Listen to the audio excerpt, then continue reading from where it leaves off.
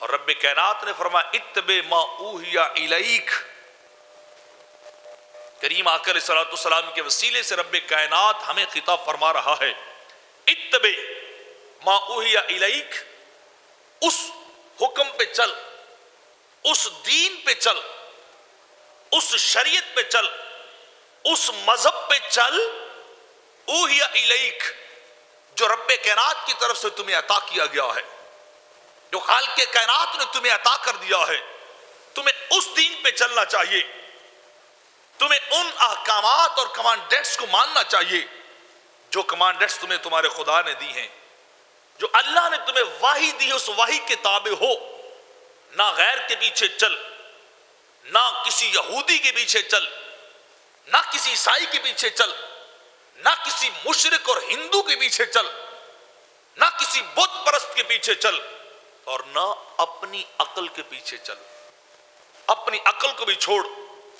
اتبع ما اوحی الیک، وحی کو اپنا راہ رہنما بنا، اللہ کے فرمان کو، اللہ کے قرآن کو اور مصطفیٰ کی حدیث کو اپنا امام بنا. اس کے پیچھے چل، اپنی عقل کو بھی چھوڑ، غیروں کو بھی چھوڑ، اللہ کے دشمنوں کو بھی چھوڑ. تو تمہیں اپنی عقل و فکر، شیطان اور ابلیس کے پیچھے، کفار و مشرکین کے پیچھے نہیں چلنا چاہیے. تمہیں اللہ کی بتائی ہوئی باتوں پہ عمل کرنا چاہیے.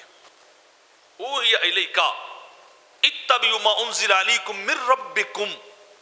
رب کائنات فرماتا اتبعوا ما انزل علیکم من ربکم، اس کی اتباع کرو جو کچھ رب نے تمہیں عطا کیا ہے.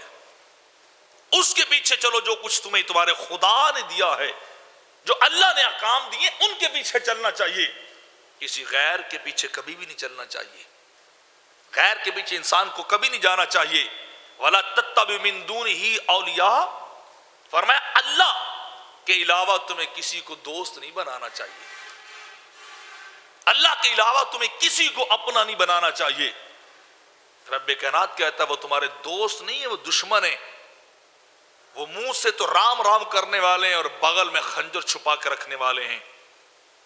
وہ تمہاری تہذیب پہ حملہ کرتے ہیں، تمہاری معاشیات پہ حملہ کرتے ہیں، تمہارے کلچر پہ حملہ کرتے ہیں، تمہاری غیرت اور حیا پہ حملہ کرتے ہیں، تمہارے ایمان پہ حملہ کرتے ہیں. وہ تمہیں برباد کرنا چاہتے ہیں. تو اے بندہ مومن، تجھے دائیں بائیں کسی کے پیچھے نہیں چلنا چاہیے، فقط خدا کے پیچھے چلنا چاہیے.